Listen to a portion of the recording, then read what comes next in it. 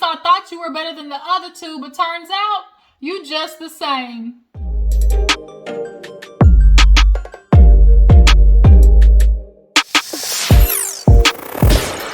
Hey y'all, if you're good, you're here. Welcome back to my channel. We're going to talk about Love and Marriage Huntsville, you guys. I'm catching up with the reviews. Love and Marriage Huntsville definitely delivered. I know I missed last week. Check out my last video. I told you why. We're dealing with some personal stuff. Need to take a mental break. But we are back at it. And we're going to talk about this new girl, Tiffany, y'all. Tiffany decided she was going to pull a destiny move and make her presence be known.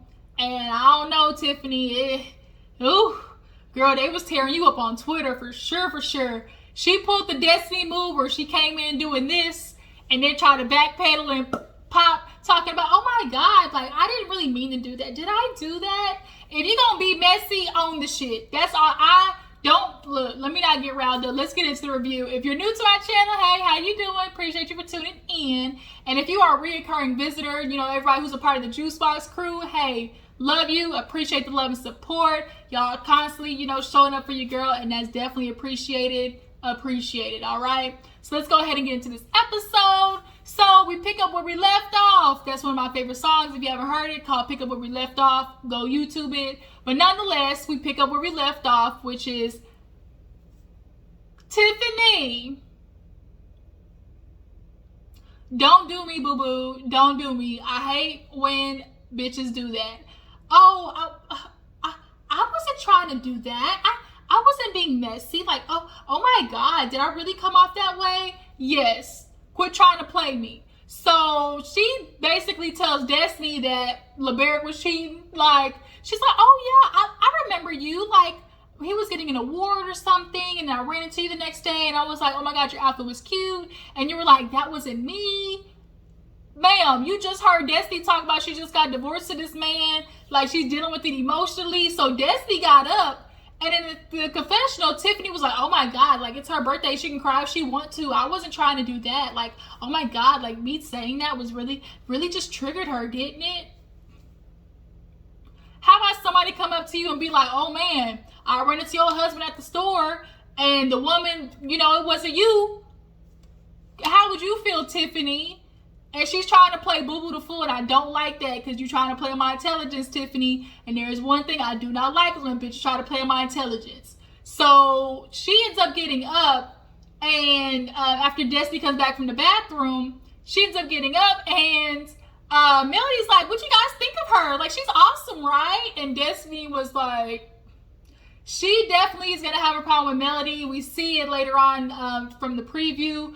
Or the trailer. She's gonna have an issue with Melody bringing Tiffany to the table, but nonetheless, Kimmi ain't liking her either because Tiffany definitely lost me with this, talking about, oh my God, like, Monster was vaping, like, you know, he got caught vaping or something like that.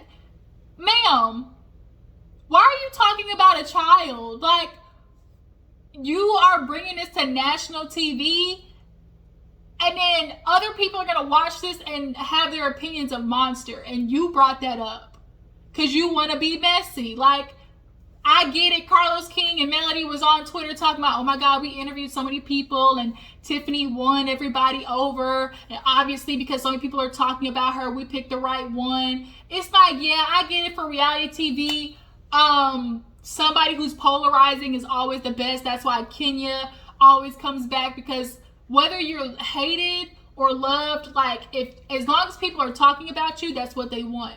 And Tiffany's getting the people talking. But bitch, be careful, because you seem to be on thin ice with a lot of folks. So yeah, Kimmi was not digging the fact that she tried to bring up that Monster was vaping, and Destiny ain't digging the fact that she tried to bring up that LeBaric was cheating. So now, speaking of LeBaric, Destiny's in the confessional talking about, oh my God, you know, I'm not like Martell. I don't feel the need to disclose all of my business, you know. Because Melly was like, oh, was LeBaric a cheater? Like, if he's not a cheater, we have nothing to worry about. And she was like, no. And so that's when Destiny was like, I don't have to disclose nothing to nobody. But ma'am, you see, if you're going to be a reality TV show and you talk about Melly's business, Tisha business, Kimmi business, ma'am, your business got to get chit-chat about too. That's how it goes. Girl, you have to be part of the team. You're going to have to end up spilling your shit just like everybody else's. So the fact that she did this stuff secretly is really making me feel like who you caught him with. Because this lie of, oh, we're just like every other marriage who didn't make it during COVID. Honestly, we knew this shit wasn't gonna last from when we first brought them on, how we saw how they were interacting. But it's like, don't give us that bullshit. Oh, it was COVID. No, ma'am. No, ma'am. Don't nobody buy that. But nonetheless, Melody is so into Tiffany. Kimmi and Destiny, they realize, sister from another mister. Melody's like, oh my God, I knew you guys were gonna get along. Like, you're just so much alike. And so now they're realizing, like, besides, Chicken Gate, that they might actually have a genuine, relationship. So moving on, we have Tisha, who feels like she was gonna get sexy. She was gonna get a little sexy for her man, Marsaue. She's in Houston right now. We all know they're bringing black to Houston. And she got herself a little lingerie on, little Victoria Don't Tell Nobody. Victoria Don't Tell Nobody. If y'all know what that's from, drop it down in the comments. It's so plain. He got on that Victoria Don't Tell Nobody. But nonetheless, she has on, some high heels, t-shirt and my panties on. She had that vibe going. And Marsaue walked in. He was excited all of 2 minutes. He said, oh, babe, you sexy. This look good. But back to business. I got to make so many calls. We got so many meetings. Then we got to talk to this person. Then we got to talk about chocolate in a bottle. And then Tisha sit on his lap like, ma'am, like, sir, do you not see I got the cookie warming up in the oven? Like, you not picking up on what I'm putting down. I'm trying to get jiggy with it. And you trying to talk about making telephone calls. Like, the fact that I think Marsaue easily distracts Tisha from, like, intimacy, it's just a bad sign to me. I really feel like you don't want to admit it. Like, Tisha, nigga out here in these streets. I mean, we knew it. But, like, his energy is just proving it more and more. Like, I would have said, fuck these cameras, right? I'm going to need y'all to get out, give us 10, 15 minutes. And, we could talk about the business in a later scene. Like, that just really bothered me. And, like, it was like, Tisha, you be looking stupid out here in these streets. But okay, you want to do it all for the name of love and for keeping your husband so you don't end up like Melody and Martell? Cool. But don't be surprised when a bitch come out of the woodworks when we've been trying to tell your ass, okay? So they actually end up meeting with the uncle later on in the episode, talking about, the business, coming down to Houston and their anniversary. And Tisha kind of low-key threw in there subliminally like, but we're going to celebrate our house, right? So come to find out, they not too happy with the uncle and the delayed process. But if y'all keep adding shit onto the house, of course it's going to get delayed. But also on the uncle's part, it's like, bruh, even though we might be adding stuff, what can be done should be done. And the uncle ain't delivering on that part, obviously, for some reason. So let's talk about Kimmi and Maurice, right? Because this is a scene that just really got under my skin. So Kimmi decides to tell Maurice about, meeting Tiffany. She's like, yeah, I met this girl Tiffany, and she had something interesting to say about Monster. And he's like, oh, Tiffany, yeah, she's married to so-and-so, the league. Yeah, I know him. She's like, well, she decided to tell me that Monster was vaping. Did you know something about that? I mean, yeah, but how did she know? That's his immediate response. Like, yeah, I know, but how did somebody else know, like, my house business? And the fact that she told it, I'm with Maurice, ma'am. I don't think I'm going to get along with you because the first time I meet you, you try to tell me something about my child and you trying to spread his business out here in these streets. And as Maurice said, you're going to try to air my dirty laundry. Bitch, throw yours out there too. Don't be trying to throw me out there in the wind and act like, glass houses can't throw stones, period. So he's heated about that because he's like, oh my God, she's trying to paint him as some deviant and, like he's a bad kid. I know how it goes being a black man. And so that ended up turning into why Kimmi was like, well, why didn't you tell me? Like, had I known, I could have, been there to defend it. Like, I could have said something, but I couldn't because I was out the loop. So Maurice is like, oh, you felt like I should tell you? And she was like, you know what, Maurice, at this point, I understand I'm on a need-to-know basis. You tell me when you want to tell me, and I just go along with it. And unfortunately, to see Kimmi, who's such a strong person outside of this relationship, it just goes to show, no matter how strong a woman is, sometimes that love for somebody will absolutely make you tolerate shit you shouldn't tolerate, right? And Kimmi clearly is tolerating a lot of imbalance from Maurice.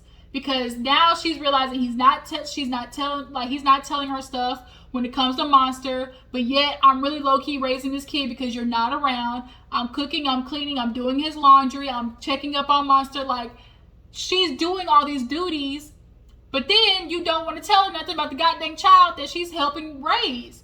So I get in some aspects how, like, parents sit down with their child and you don't tell the other parent because, like, okay, you establish a relationship with your kid. Like, for, like, mothers, I get it. For mothers, something happens with your daughter, you don't necessarily got to tell the dad. Like, it's girl business. So Maurice viewed it probably like, oh, you know, here's my son.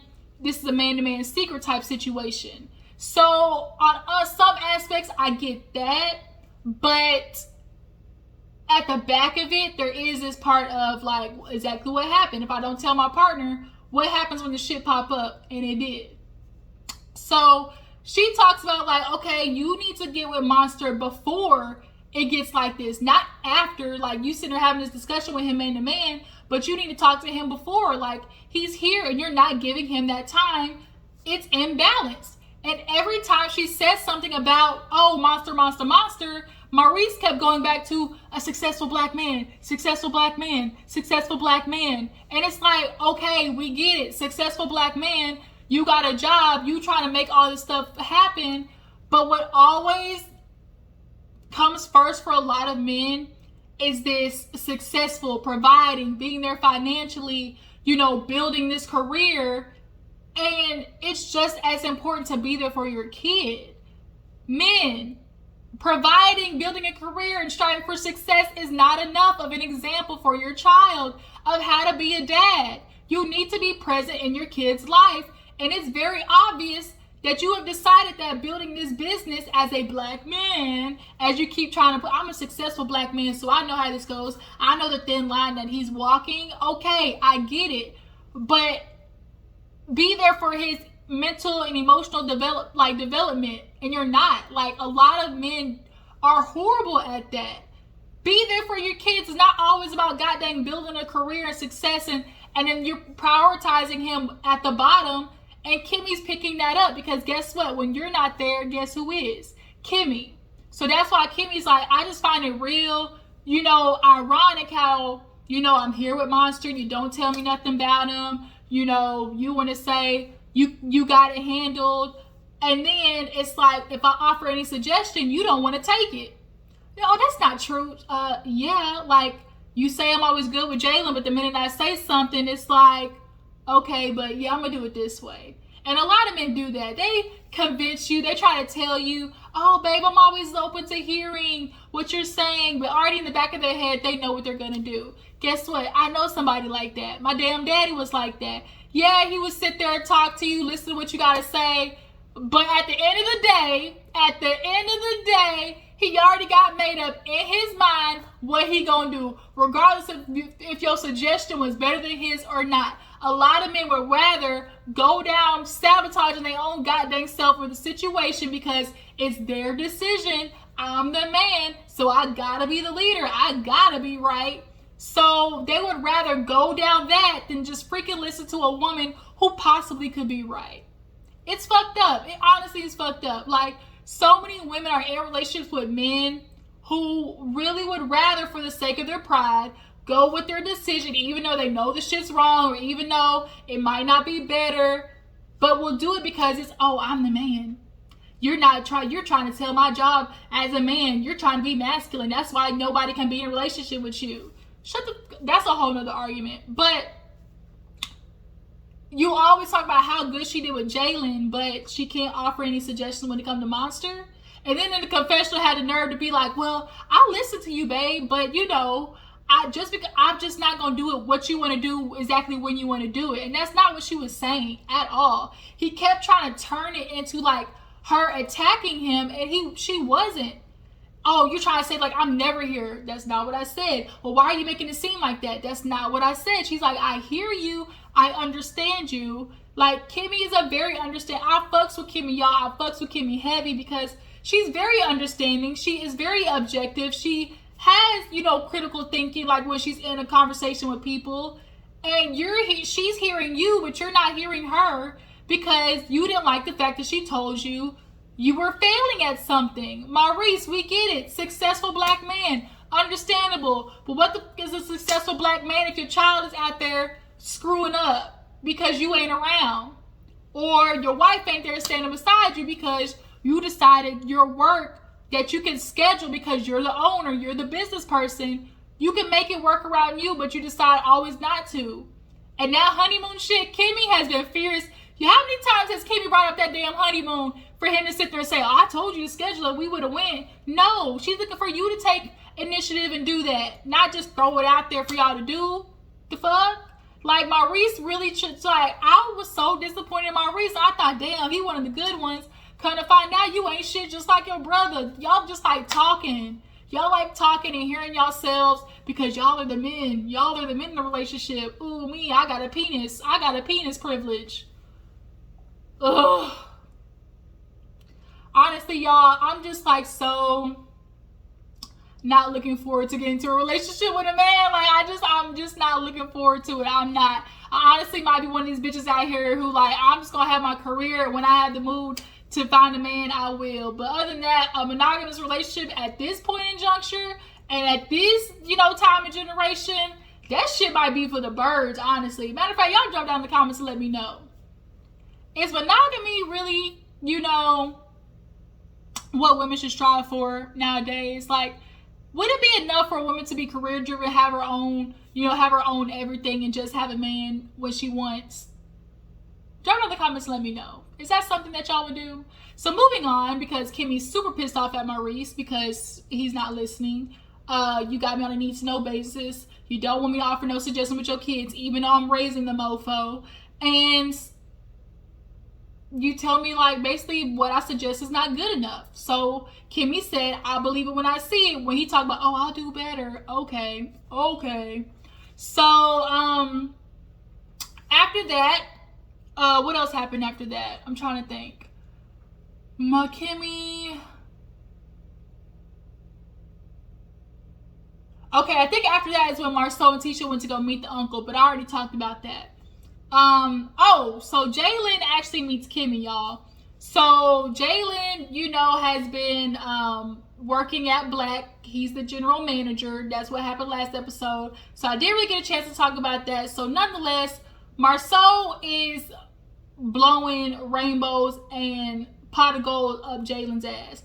Because when y'all first met, you told Jaylin, hey, you'll be general manager. We'll train you. We'll have somebody come in. And, at the end of it, maybe there's a, percentage of ownership with Black. He was selling him a dream. So Kimmi and Jaylin end up talking about, they're flipping houses together, which is good. I love how Kimmi and Jaylin's relationship is. They're working together. And as a black woman, I guarantee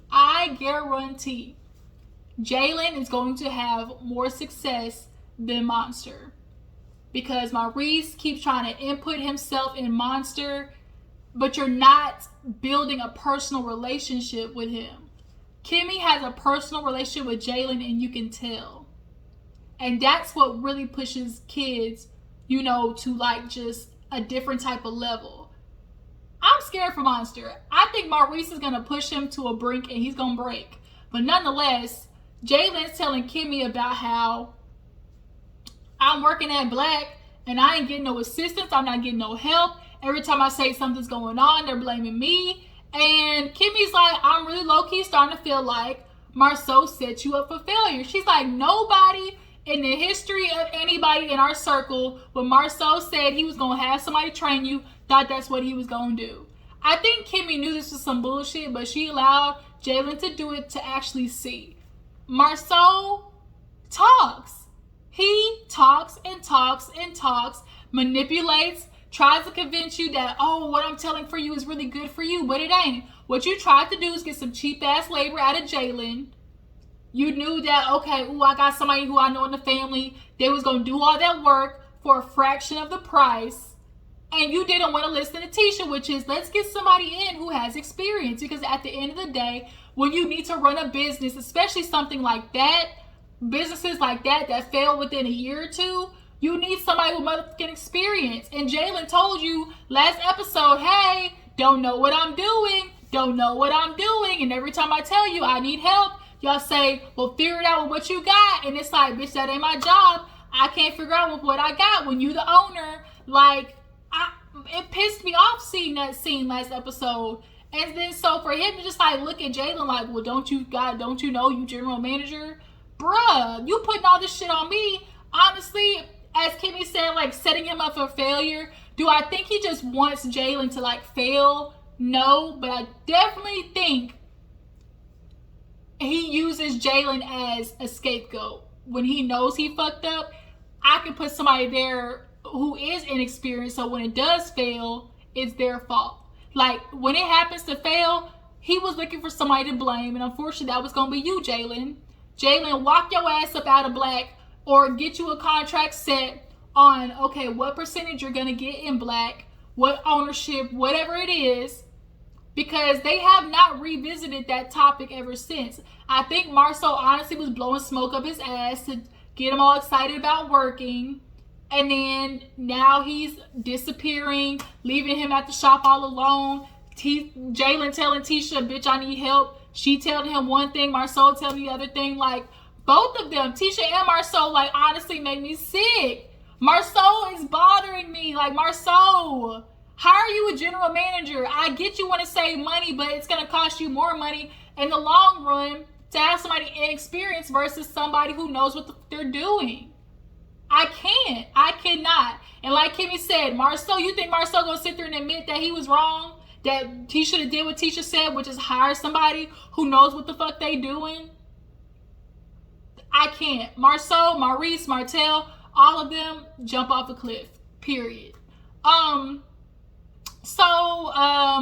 Black. The event is in Houston. Everybody from Ready to Love, nephew Tommy, his wife, everybody's there, and they got this chocolate champagne, right? I don't know how I feel about that idea, but whatever, it is what it is. If it's good, it's good. So they go, you know, they're celebrating, got everybody there. Tisha's dressed to the nines. Marsaue's, you know, talking about this partnership with, you know, black and how this in every company, like every country and stuff like that. They really try to do it big. But we have somebody named Kyra, a lady by the name Kyra. Y'all remember Kyra from Ready to Love? Looks like Kyra was not only ready to love, she was ready to hop on it. Marsaue, quit acting like you ain't see her with her tickle bitties hanging out of that dress. Quit acting like you did not see that girl, lady in red. Quit acting, nigga. Boy, who you think we is? Boo Boo the Fool. Well, Tisha is, but I ain't.